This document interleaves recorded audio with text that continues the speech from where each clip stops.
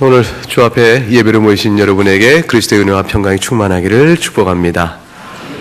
특별히 감사주의로 모이는 이 아름다운 예배 시간에 주의 말씀을 함께 전하고 예배할 수 있도록 허락하신 당회에 감사를 또한 드립니다. 하나님 앞에서 이제 감사주일로 예배를 드릴 때 우리는 감사 이유를 생각을 해야 되겠습니다. 그래서 왜 감사를 하느냐? 감사 이유가 있으니까 감사하는 것이죠. 그 감사주일의 가장 중요한 또 우선적인 첫 번째 이유는 하나님의 일반 섭리라 이렇게 신학적으로 표현되는 것입니다. 하나님께서 세상을 만드시고 만드신 만물을 보존해 주고 계시구나. 그렇기 때문에 어제의 세상이 그렇듯이 오늘도 그렇고 내일 또한 그럴 것이라 우리가 예상할 수 있고요.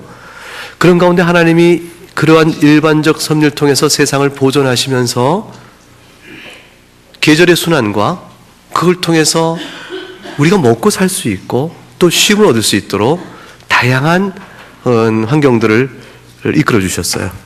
때가 되어지면 아름다운 열매가 이렇게 나오게 되어지고 곡식이 있게 되어지고 그래서 우리가 살 수 있게 되어지니 얼마나 하나님께 감사한지 모르겠다는 표현이 먼저 나와야 되겠습니다.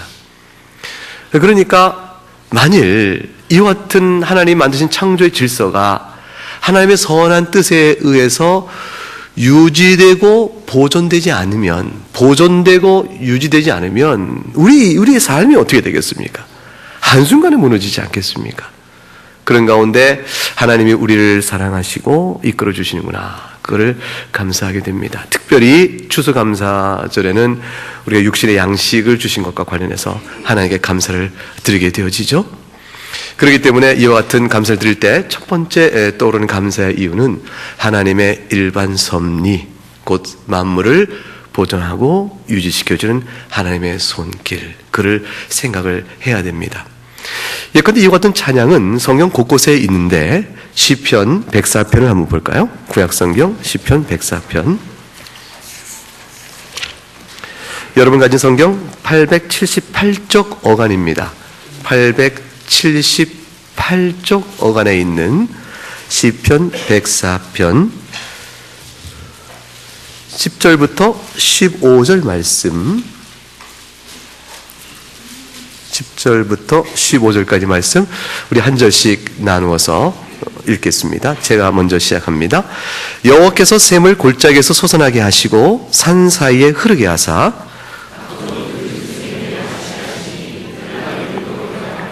공중의 새들도 그 가에서 깃들이며 나뭇가지 사이에서 지저귀는도다.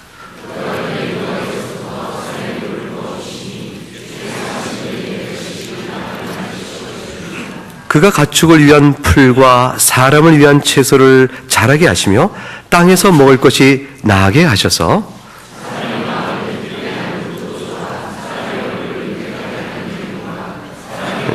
힘있게 하는 양식을 주셨도다.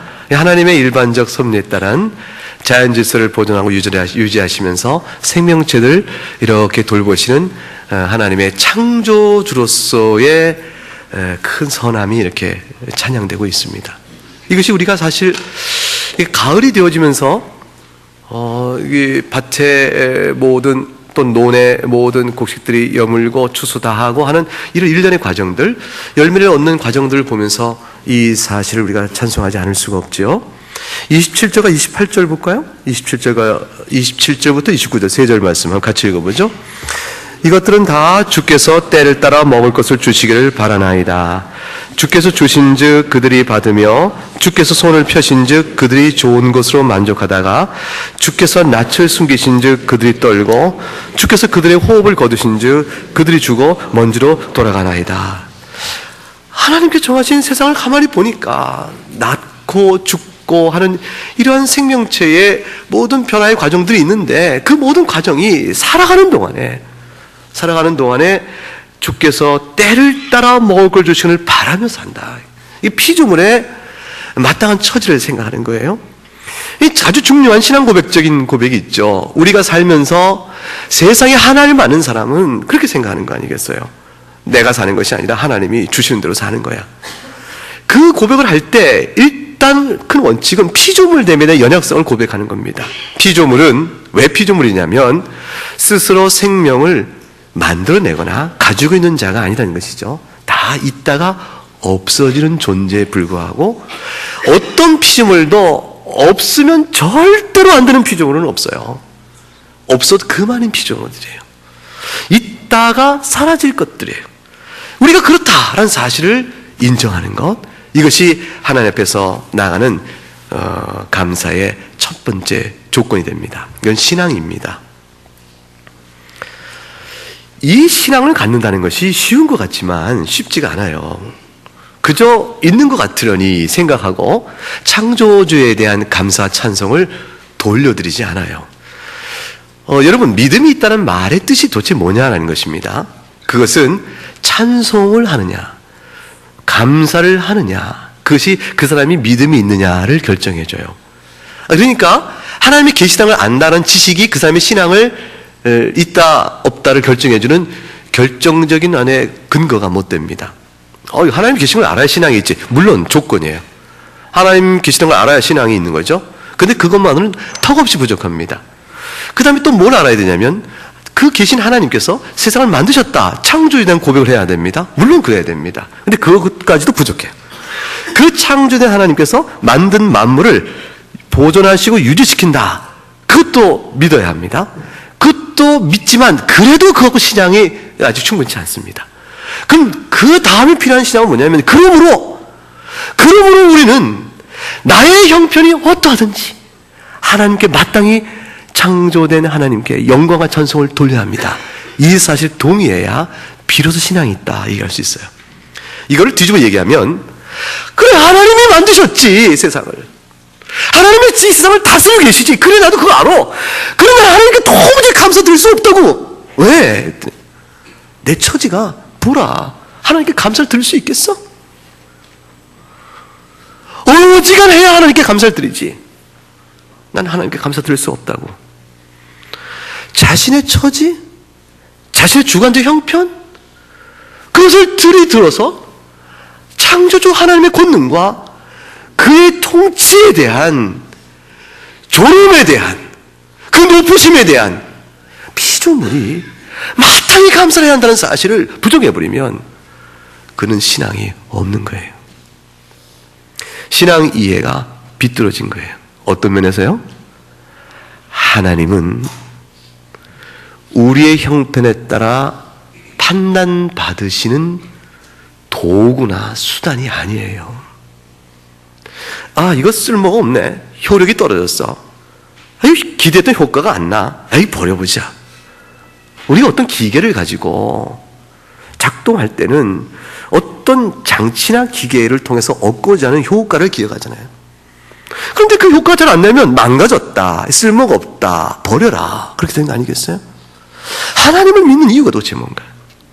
창조주 하나님을 경배한다고 했을 때, 그의 섭리를 믿는다고 했을 때, 만일 그것이 그러므로 만드신 하나님이 창조의 권능과 능력과 지혜로 나의 삶을 섭리하셔서 내 인생이 좀 쫙 펴지게끔, 내가 바라는 소원의 기도를 착 들으셔서 그것이 이루어지게끔 그렇게 만드시는 하나님이어야 되겠다라는 생각으로 하나님을 믿어왔다면, 여러분 개인의 처지에 따라서 하나님은 판단받는 분으로 바뀌어버려요.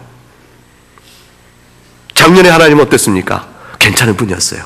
올해 하나님 어때? 작년보단 시원찮아요. 그때 하나님을 향한 믿음의 태도가 달라지기 시작한 겁니다. 그것은 불신앙이에요. 그것은 배도입니다. 그건 죄입니다. 죄의 성질을 생각해 보세요. 하나님이 에덴의 모든 과실을 다 먹게끔 하실 때 하나는 금하셨죠? 그게 뭘까요?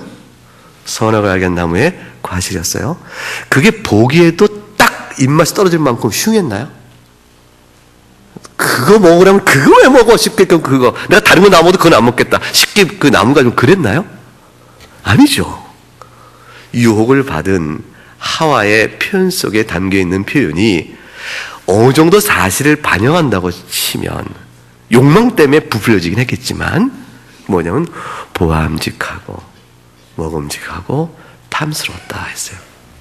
필경 좋았을 거예요. 근데 그걸 못 먹게 한 하나님은 마땅한 분이 아닌 거죠. 왜 못 먹게 했나 했더니 먹으면 하나님처럼 될까봐. 그럼 하나님은 선한 분이 아니네. 그걸 왜 못 먹게? 죽는다고? 안 죽어. 마귀가 그러니까 안 죽는 거짓말까지 해서 못 먹게 해? 그 하나님은 우리의 처지와 형편과 욕망에 비추어 합당한 분이 아니다. 그래서 하나님의 명령을 불순종하면 죄가 나오는 거잖아요. 우리가 하나님과의 관계 속에 행하는 모든 판단이 그 원리에 따라 일치되면 죄요. 그럴 때는 불구하고 아니야. 하나님이 명하신 것이 지켜야 될 것이요. 그는 하나님의 선한 지혜가 있는 것이요. 그래서 우리의 가장 좋은 것이야. 무슨 소리야? 마귀야 물러가라. 그랬으면 이 선한 싸움을 승리하는 것이죠. 신앙과 불신앙, 죄와 의, 순종과 불순종은 하나님의 지혜의 절대성과 우리를 향한 선한 통치를 절대적으로 믿고 나가는 겁니다. 즉 객관적 하나님의 통치 사역과 존재의 위험에 대해서 완전히 찬양하면서 동시에 주관적으로 내가 겪는 이 형편의 처지가 나로서는 이해가 되지 않는다 할지라도 합력의 선을 이루시는 하나님의 통치를 믿을 때 신앙의 기본이 드러나는 것이고, 사실 여러분 경험으로 알잖아요. 여러분이 하는 모든 생활 속에 나중에 합력할 선을 이루시는 하나님의 손길을 경험하잖아요. 조금만 더 기다려봐라. 하나님께 왜 그러셨는지. 불행을 당한 사람이 있으면 우리 뭐라고 얘기해요? 불행을 당한 사람 앞에서 설교할 수는 없죠. 교통사고로 큰 어려움을 당한 사람을 찾아가서 나 합력의 선을 이루니까 믿음으로 견디고 하나님께 감사하자, 이렇게 얘기하면 이거 쉬운 말이 아니고 이건 설교가 돼버려요. 이거는 언제 얘기해야 되면 평소에 해야 되는 거예요. 평소에. 그때는 우리가 할 말이 뭐밖에 없을까요? 하나님의 뜻은 우리로서는 다 헤아리기가 어렵습니다. 하나님께서 어찌하여 이런 어려움을 허락하셨을까? 우리는 그저 다 헤아릴 길이 없습니다. 그러나 한 가지는 하나님은 하나님이시니 이럴 때일수록 우리가 주님을 의지하십시다. 그게 우리가 해줄 수 있는 위로예요. 그러면 그 시간이 잠깐 흐르다 보면 어느덧 그 가운데서도 슬프고 아프지만 그 가운데서도 그 장래의 절차 속에 간섭하시는 하나님의 손길을 돌이켜보니 내가 참 받았구나, 그걸 알게 되는 거예요. 나의 개인의 불행이 도대체 온 성도들이 같이 아파하며 기도해준 그 사랑을 내가 생각해보면서 나의 개인의 불행을 통해서 이 많은 교회의 소중함과 사랑을 내가 받았구나 생각해보니, 그리스도의 십자가의 복음이 아니었으면 내가 이 불행을 어떻게 감당할 수 있을까, 그 생각이 드니 주의 도움이 얼마나 큰가 이 생각을 하게 되는 거예요. 전혀 다른 상황으로 하나님의 사랑을 이해할 수 있게 되는 일들이 벌어지기 시작해요. 사람은 하나님의 크신 지혜와 그로 인한 섭리 통치를 개별적으로 어떻게 다뤄가시는지, 그걸 우리가 특별 섭리라고 그래요. 일반 섭리 외에 한 사람 한 사람을 생각하시면서 이끌어가는 하나님의 특별 섭리는 우리가 다 헤아려서 미리 알아, 이해하여, 그리고 이해하여 설득되어서 나갈 수가 없습니다. 그때 요구되는 것이 바로 믿음입니다. 그 믿음 안에서 감사하지 않을 이유는 없고, 그 믿음 안에서 감사를 못 들을 형편에 있는 사람은 아무도 없는 겁니다. 하나님께서 아세요. 일반 섭리 가운데, 그런 가운데 하나님을 결실하면서 부를 누린 사람, 성공한 사람, 만능을 가진 사람은 하나님께 마땅히 감사드리는 인생이 가지 않겠죠? 신앙이 있는 사람이라면 하나님, 정말 하늘 돌아보니까 너무 감사해요. 제가 작년에 너무 몸이 골골했는데 올해는 아주 건강해졌어요. 하나님 감사합니다. 하나님, 애가 수능을 잘 봤어요. 하나님 참 감사합니다. 원래 우리 애가 공부를 잘 못하는데 이번 수능이 변별력이 없대요. 너무 감사합니다. 하나님. 이런 분이 있다니까요. 어떤 분은 변별력이 없어서 펄쩍펄쩍 뛰는 분이 있고요. 어떤 집에선 변별력 없어 참 감사합니다 일 수 있어요. 여러분 모르는 일이에요. 각각 처지에 달라요.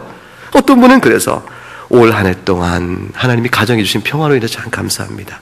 작년에 부부 사이가 어려웠는데 주의 말씀으로 우리 부부가 올 한 해 동안 회복되어지는 큰 기쁨을 얻었습니다. 하나님 저희 자식에게 또 자식을 출가시키고 또는 뭐 아이를 얻게 하고 그래 감사합니다. 하나님 취직해 준 너무 감사해요. 이럴 수 있죠. 근데 이런 분들은 추수감사절 되면 너무 하나님께 감사하는 것은 뭐 자연스러운 거지. 그래도 감사하지 않으면 곤란하지요. 하나님의 도움으로 얻은 것인데 받은 것이 있는 사람은 너무너무 겸손해야 될 신앙적 요구를 받고 있는 거예요. 가진 것이 많다는 것은 신앙의 책임을 의미합니다. 왜냐하면 가진 거 많은 사람은 필연적으로 교만하게 되어 있어요.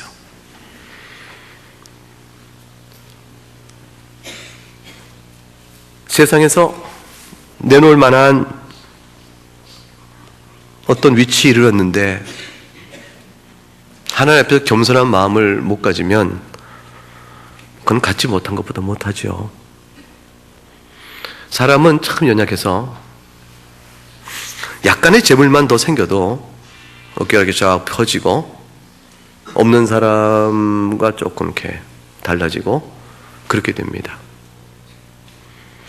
내가 약간의 권력을 갖는 위치에 있어도 사람은 벌써 마음의 태도, 심정이 달라집니다. 그거는 여러분이 겪을 거예요. 오래간에 만난 친구를 만나거나 선거 전과 선거 후에 만난 사람을 만나보면 달라지잖아요. 여보게 자네 사업이 이번에 크게 잘 됐다면서 축하하네. 뭐 축하는 뭐 전에하고 달라요. 그게 인간입니다. 하나님 앞에 겸손하지 않는 사람 없는 것 같지만 사람 앞에 오만하면 하나님 앞에 오만한 겁니다. 하나님 앞에 겸손한 사람은 사람 앞에 겸손한 사람을 하나님 앞에 겸손하다 이렇게 얘기합니다. 왜냐하면 하나님께서는요 사람 앞에 겸손한 자를 나에게 겸손하다고 인정하시지 하나님 앞에 세상의 생각은 보세요. 신앙의 모양을 가진 사람 가운데 하나님 앞에서 겸손하지 않을 수 있는 사람, 그런 배짱한 사람 얼마나 있어요? 그런 사람은 하나님 비유를 거스르지 않으려고 신경 쓰면서도 겸손을 일부러라도 할 거예요. 거짓입니다. 주께서 원하시는 믿음의 참된 신앙이 아니죠. 가진 것이 많다는 것은 신앙의 책임이 크다는 거예요.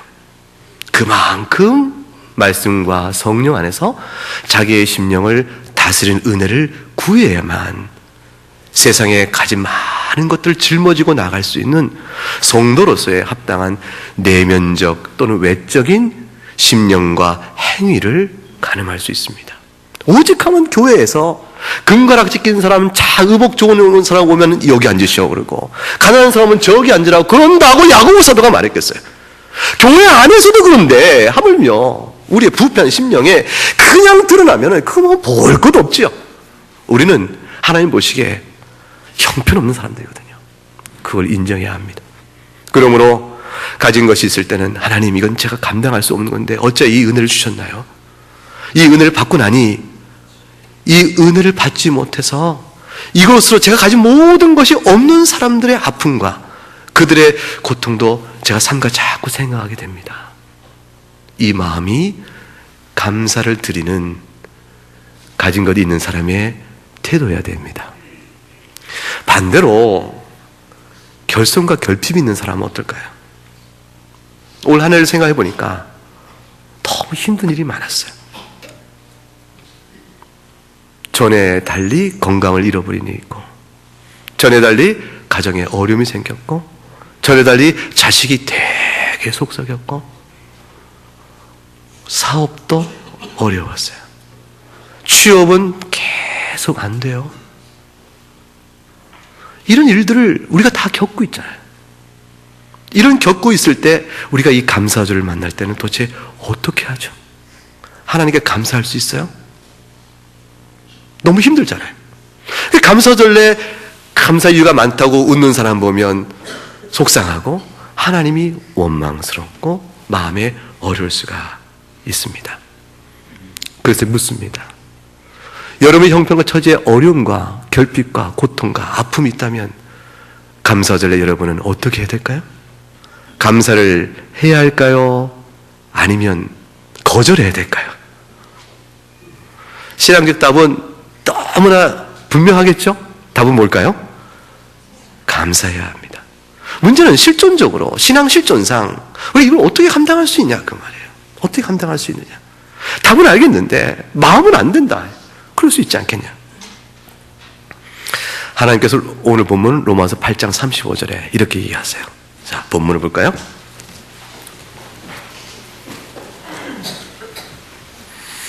(35절을) 같이 읽어보겠습니다. 누가 우리를 그리스도의 사랑에서 끊으리요? 환난이나 공고나 박해나 기근이나 적신이나 위험이나 칼이랴. 하나님께서 이 말씀으로 아까 질문 들었던 그 답을 찾는 사람에게 답을 주십니다. 하나님께서 괜찮다. 네가 당하는 환난을 내가 안다. 그 말이에요. 이 환난은 뭐냐면 외적인 환경의 압박 때문에 어쩔 수 없이 받는 거예요. 재난을 생각해 보세요. 재난을 생각해 보세요. 온 나라가 가물어요. 재난이죠. 온 나라가 풍년이 들어요. 그런데 이상하게 풍년은 농부는 행복하지가 않다고. 배추를 트랙터로 갈아버려야 돼요. 배추밭을 갈아버려야 돼요. 그 마음이 얼마나 아프겠어요. 그러나 갈아버려야 하는 농부. 경제 구조상 자신 개인의 노력과 성실성에 관계없이 당해야 되는 재난이라고요. 자연재해의 재난이 있을 수 있고 전쟁의 재난이 있을 수 있어요. 6.25 전쟁을 겪었던 모든 분들은요 다 그 재난 속에 살았어요. 아팠어요. 슬픔을 겪었고 가족은 찢기고 상처 속에 있어야 했어요. 그 가운데 하나님이 하신다. 그래도 걱정 마라. 내가 너를 사랑한다. 그게 오늘 말씀이에요. 벌써 곤고함이라고 그랬어요. 우겨쌈을 꽉 받아가지고 여기 막 뛰쳐나가야 돼. 여기는 도저히 살 수 없어요. 압박이 막 밀려와요. 뛰쳐나가고 싶은데 나갈 수 있는 탈출은 너무 좁아. 거기를 들어갈 수가 없는 거예요. 그래서 압박 속에 조인받으며 탈출구는 너무 좋아서 어쩔 수 없는 상황 속에 놓인 심령의 아픔 상태, 그게 곤고함이에요. 주님께서 안다. 탈출구 안 보이지? 내가 널 사랑한다. 보세요. 박해, 기근, 적신.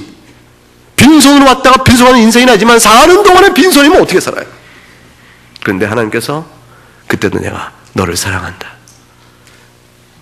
말합니다. 위험이나 칼이라. 생명을 잃을 위태로움이나 실제로 생명을 잃게 되는 그 순간이 있어도 주께서 말씀하십니다. 내가 너를 사랑하느니라. 언제 어떻게 사랑하셨다고요? 언제 어떻게 사랑하셨다고요? 그럴 때 8장 35절 첫 문장이 이렇게 되죠. 어떻게 됐습니까? 누가 우리를 그리스도의 사랑에서 끊으리요. 하나님의 사랑은 예수 그리스도 안에서 이미 확증이 된 거예요. 이 말은 무슨 뜻이냐면 어떻게 살든지 여러분이 먹는 형편, 옷을 입는 형편, 물질의 만큼과 적음, 건강의 형편, 그 어떤 것이든지 하나님 여러분을 사랑하고 있다는 사실에 전혀 영향을 주는 것이 아니라 그 말이에요. 38절 볼까요? 38절 읽어봅니다. 내가 확신하노니 사망이나 생명이나 천사들이나 권세자들이나 현재일이나 장래일이나 능력이나 높음이나 기쁨이나 다른 어떤 피조물이라도 우리를 우리 주 그리스도 예수 안에 있는 하나님의 사랑에서 끊을 수 없으리라. 겪는 일이 무엇이든지 여러분 인생살이 속에서 천사들이나 또는 공중권세 잡은 악한 천사나 또는 천사를 하늘의 영적 세력을 보게 되면 권세자를 이 땅의 지상의 권세 잡은 자를 볼 수도 있죠. 주석자들은 이 두 가지를 다 설명합니다. 어떠한 내가 감당할 수 없는 세상의 힘이건 초월적 힘이건 그것이 나에게 밀어쳐도 내가 살아오는 현재의 일이나 장래의 어떤 일이나 내 인생 걸음걸음 속에서 시간 속에 살아가는 일 전체 어떤 형편에서도 그것이 높임이건 기쁨이건 나로선 상상할 수 없는 초월적 능력이건 나로선 절대로 내려오고 싶지 않은 저 음부의 어둠의 세력이건 그 어떤 것이든 결코 그리스도 예수 안에 하나님의 사랑에서 끊을 수 없다. 하나님이 절대적 사랑과 보호로 나를 지키고 계신다. 이 사실을 말씀해 주는 거예요. 이걸 생각하라는 거예요. 하나님은 이것을 우리에게 생각하고 믿기를 요구하시고 원하세요. 이건 아주 중요한 사실을 우리에게 명하시는데, 첫째, 예수 믿는 사람도 어려움을 면제받지는 않는다. 그 사실을 얘기해요. 예수 믿는 사람도 부모님의 신앙이 참 좋고 부모님 믿음의 건덕에 따라 성실히 사시는데도 이상하게 자식들이 넷이 있는데 셋은 괜찮은데 하나는 삐뚤빼뚤하다고. 속을 그렇게 썩을 수가 있어요. 평생 기도 제목일 수 있어요. 눈을 감을 때까지 기도 제목일 수 있어요. 그런 일이 왜 벌어질까요? 인생 사는 동안에 하나님 나라가 아직은 아니기 때문에 그래요. 어떤 신자도 온전하지가 않아요. 그래서 내가 예수를 잘 믿고 살아간 내 신앙 인생 속에 생각하기도 싫은 큰 오점이 다 생기는 과오도 있을 수 있어요. 그래도 하나님께서 말씀하십니다. 어려움, 영적인 상태나 이 땅 살아가는 육적 생활 속에서 신자라도 어려움은 면제받지는 않는다. 세상이 죄악 가운데 있잖아요. 아담의 타락 이후 온 전 보편 역사가 성령에 의해서 지배받는 역사가 아니고 공중권세 잡은 악한 영에 의해서 부패한 성품을 가지고 사는 인간의 속에 수많은 해악들을 만들어냅니다. 하나님께서 이런 가운데 손을 대지 않으셨다면 그게 바로 금방 지옥이 됐을 거예요. 그런데 하나님께서 보존의 질서를 보존할 수 있도록 능력을 베푸시니까 우리가 아는 만큼 이만한 질서가 유지되고 있어서 그 가운데 위로도 받고 또 행하면 어떤 결실을 기대해 볼 수도 있고 그런 겁니다. 그러나 항상 그렇지가 않은 거예요. 그래서 우리에게는 아픔이 있고 어려움을 겪습니다. 제가 사랑하는 한 권사님이 평소에 건강관리 참 주의하셨어요. 음식도 잘 건강에 해로운 것들은 잘 안 드시고 평소에 날마다 운동도 꾸준히 하시고, 저는 그분이 평소에 생활습관과 믿음의 양태가 굉장히 곱기 때문에 저렇게 생활을 절제하게 하시니까 특히 오래 사실 거라 생각했어요. 암은 꼭 그렇지 않아도 생기더라고요. 결국 워낙 주변을 잘 관리하셨기 때문에 한 3년여 투정을 하셨지만, 남들보다 오래 계셨지만 결국 낙원으로 가세요. 이것은 뭘 의미하냐면 우리가 사는 이 현실이 하나님 나라가 아직은 아니다라는 사실을 우리에게 말해주죠. 세월호의 사건이 벌어지는 일들, 그 가운데 믿음의 형제가 있잖아요. 그러나 그 아이들은 하나님 나라 가게 됩니다. 세월호의 믿음의 부모는 자식을 그 세월을 통해서 잃어버린 오늘, 그분 교회 하나님께 예배하면서 감사절을 어떻게 보낼까? 너무 분명하죠. 누구라도 당할 수 있는 재난의 위기 속에서 자식에게 곱고 아름다운 믿음을 주신 것으로 인해서 감사하고, 그 영혼을 낙원에 안았을 것 생각하니 하나님께 감사하고, 이 일로 인해서 교회로부터 사랑과 기도를 받았으니 감사하고, 이 일로 인해 내가 자칫하면 마음의 여러 가지 우상 때문에 실족할 수 있는 위기 속에서 하나님 나라 하나만 바라보고 예수 십자가 하나만 바라보고 내가 남은 인생 동안 그 몬종한 자식 때문에 내가 믿음을 지키고 살 수 있으니 하나님께 감사하고, 그리고 오직 예수밖에 없다, 이걸 간증할 수 있으니 감사하다. 추수감사절에 그들에게 그 고백이 있지 않겠어요? 우리는 우리의 형편이 어떠하든지 주님 앞에 넉넉히 충분히 감사할 수 있는 거예요. 주님 말씀하셔, 성전에 많은 헌금을 낸 부자를 보고, 부자는 남들 보는데 헌금 내리고 있으지만 주님 말씀하시기를 과부의 두렵돌이 더 크다라고 말씀하셨어요. 과부의 두렵돌은 내놓은 헌금의 양이 적음에도 불구하고 마음을 보신다 뜻이지만, 생각해보세요. 그 여인의 처지가 어떠한가 생각해보세요. 과부잖아요. 주관적인 이유로 보면 하나님 앞에 슬프잖아요. 근데 하나님 앞에 사랑한 걸 나가고 기도하고 감사하잖아요. 주께서 보시는 마음이라는 게 그거잖아요. 우리의 심령을 붙들고 계신 것이죠. 이 세상의 성공이 뭘까? 이 짧은 한 인생 살아가면서 한번 생각해 보십시다. 인생 정말 잠깐이라고 그러시네요. 연세가 많으실수록 그것은 정말이야 그러실 거예요. 저도 인생이 잠깐이라고 말을 하는데, 제가 어른들에게 여쭈면 어른들은 똑같이 얘기하세요. 인생 잠깐인데 정말 눈 깜빡할 새 지나가. 눈 깜빡할 새 지나가.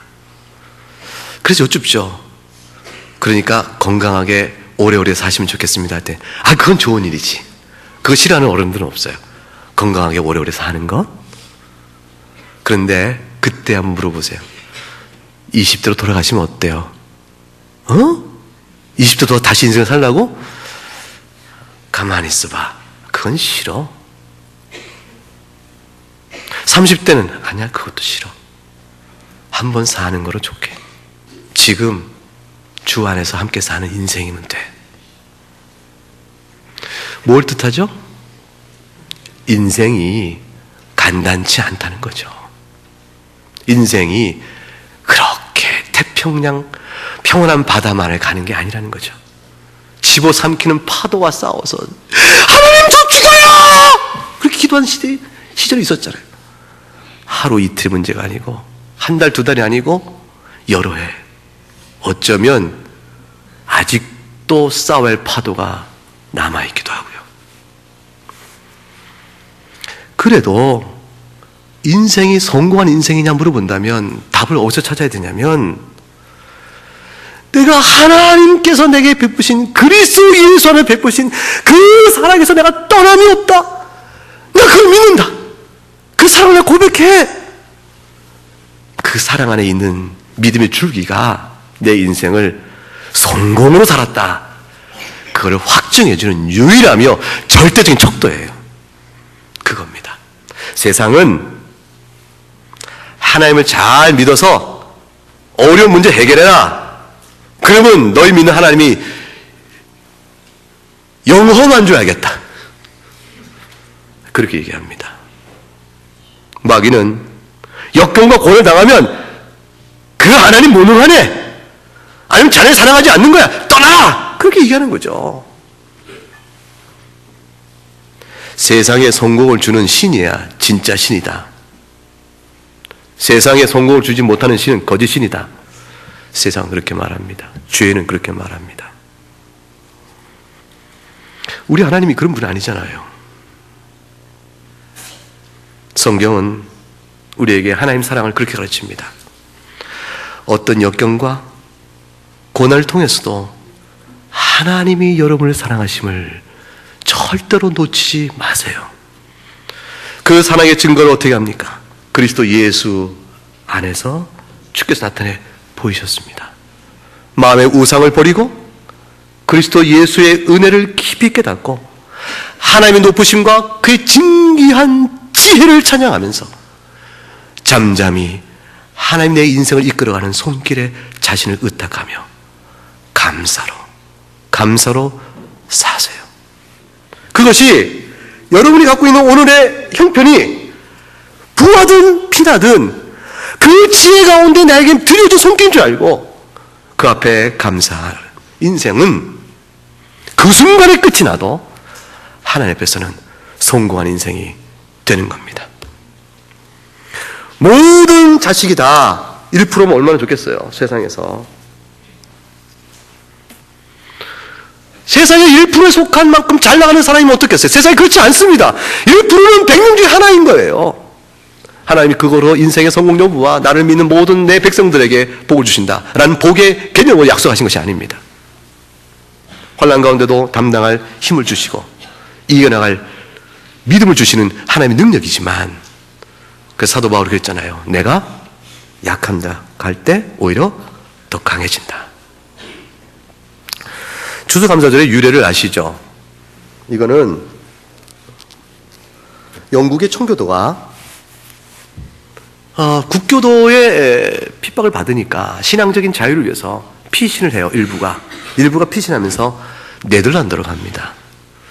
네덜란드로 가서 있는데 남의 나라잖아요. 이민자로 얼마간 살고 있던 무리들 가운데서 여러분, 저 바다 건너가면 신대륙이 있답니다. 갑시다. 가서 그곳에서 우리가 주의 나라를 읽으며 신앙의 자유를 찾읍시다. 그리하여 배를 크게, 무슨 배죠?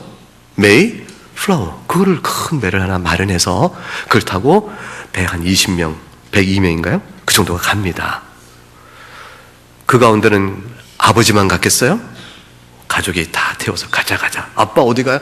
하나님께 주시는 땅으로 가서 하나님을 자유롭게 예배하자꾸나.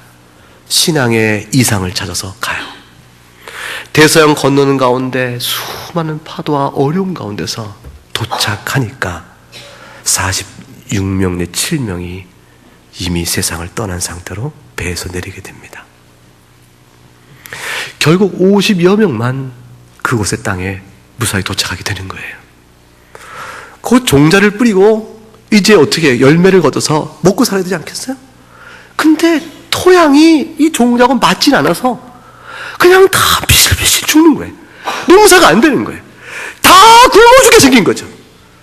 하나님께서 본토 인디안들을 통해서 긍휼히 여겨 그 인디안들의 농사법을 배우게 됩니다. 그래서 그들의 도움을 얻어서 결실을 얻게 돼요. 얻게 되고 추운 겨울 넘기고 생존할 수 있는 겨우 초보적인 희초적인 이 삶의 기반이 형성된 거예요. 그거 거둬서 하나님께 예배하자. 하나님께 감사하자. 그래서 그거 걷어놓고 주 앞에 감사의 예배를 드린 거예요. 그게 추수감사절이잖아요. 사랑하는 여러분, 얼마나 추수를 많이 했을까요? 얼마나 풍요로웠을까요, 그들이? 상상이 되죠. 겨우 살 만큼 조금이에요. 그 감사드리는 그 예배의 자리 속에 얼마나 마음이 아플까요? 함께 예배하기를 바랬던 아빠가 그 자리에 없잖아요. 그 자리에 엄마가 없을 수 있고요. 그 자리에 자식이 없을 수 있다고요. 오는 항해 중에 그만 먼저 죽은 47명의 사랑하는 가족들이 있을 수 있잖아요. 도착해서는 다 잘 살았을까요? 그 가운데도 어려움을 겪은 사람이 있었겠죠. 생존한 사람들이 하나님 앞에 감사합니다. 부유한 감사가 아니에요. 오직 한 가지예요. 예수 생명 외에는 우리에게 소망이 없는데 이제 우리가 이만큼이라도 남아서 신앙의 자유를 갖고 주 앞에 예배할 수 있게 하신 저는 감사합니다. 먼저 함께 있기를 간절히 원했으나 떠났던 우리 형제여, 우리 부모여, 내 자식들은 지금 주의 그 인해서, 십자가로 인해서 저 낙원에 우리보다 낫게, 우리보다 복되게 주와 함께 있는 줄 생각하니 감사합니다. 주님, 우리도 곧 그 나라에 이르게 될 터인데 그동안에 이 땅에서 우리의 삶을 지켜주시는 그 능력 안에서 그때까지 주신 것 모든 것을 족한 줄 알고 그걸 감사한 줄 알고 주 앞에 예배합니다. 그게 추수감사절의 기원이었어요.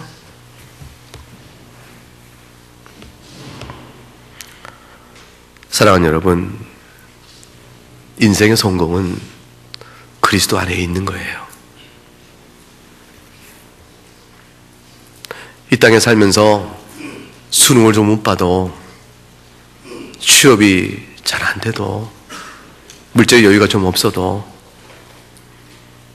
내 은사를 잘 드러내지 못하는 우리나라의 구조적이기 때문에 자기 능력껏 자기 인생을 다 살지 못했다는 마음에 눌름이 있는 속상한 인생을 결국 살고만 그런 삶일지라도 예수 그리스도 안에서 하나님의 말씀을 마음에 받고 성령을 쫓아 기도하면서 주의 장성한 분량까지 하나님의 기뻐하신 그리스도의 모습을 이루어가기에 힘써 겸손히 사랑하며 사는 사람들은 하나님이 몹시 사랑하시는 성공한 인생입니다.